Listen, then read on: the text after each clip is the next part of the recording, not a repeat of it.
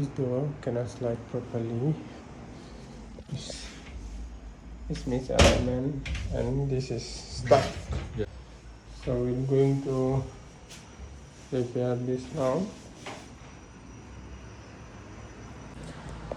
After we repair, now door is easy to slide and open and close very smooth, easy to slide. It's below, everything is alignment now. All around very good.